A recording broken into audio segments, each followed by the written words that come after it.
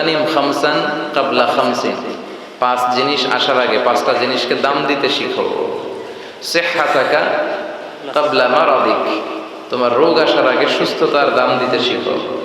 হায়াতাকা ক্বাবলা মাউতিক, মৃত্যু আসার আগে জীবনের দাম দিতে শেখো।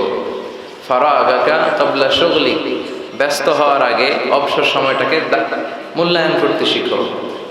তারপরে গানাকা ক্বাবলা ফাকরিক, দারিদ্রতা আসার আগে ধনাঢ্যতার মূল্যায়ন করতে শিখো।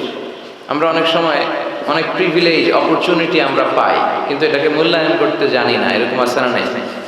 অনেকেই তাদের জীবন নিয়ে হতাশ, তাদের লাইফ নিয়ে, ক্যারিয়ার নিয়ে হতাশ, খুশি না, সুখী না, খালি অভিযোগ। খালি কি কথা বলেন? অনেক অভিযোগ। আল্লাহ আমার এটা দিল না রে, ওইটা দিল না রে, জীবনে এটা পাইলাম না, ওইটা পাইলাম না, এই হইল না, ওই হইল না। এই অভিযোগ করতে করতেই একদিন সে মাটির কবরে ঢুকে যাবে। কথা বলেন? এজন্য বিষ্ণু বলেছেন, উনজুর মান হুয়া আসফালা মিনকা, তোমার চেয়ে দুর্বল অবস্থায় যে আছে তার দিকে একটু তাকাও, তাইলে দেখবা শুকরিয়া করতে মন যাবে। কিন্তু ওয়ালা তানজুর মান হুয়া আ'লা মিনকা, তোমার চেয়ে ভালো অবস্থানে যে আছে ওদিকে তাকিও না।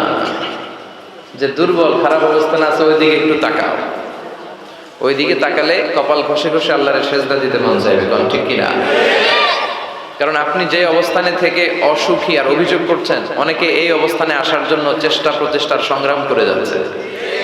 অনেকের জীবনে এই জায়গাটাতে আসা এবং পৌঁছা একটা স্বপ্নের ব্যাপার। তারা স্বপ্ন দেখে এই জায়গাটাতে আসতে, যে জায়গায় আপনি বসে আফসোস করতেছেন। এজন্য যে অবস্থায় থাকি না কেন আমরা শুকরিয়া করবো একজনের, তিনি কে? যাদের হৃদয়ে আছে আল্লাহর ভয়, তারা কভু পথ ভুলে যায় না। আল্লাহর প্রেম ছাড়া এই দুনিয়ায় কারো কাছে কোনো কিছু চায় না। রাতের আধারে যারা সেজদাতে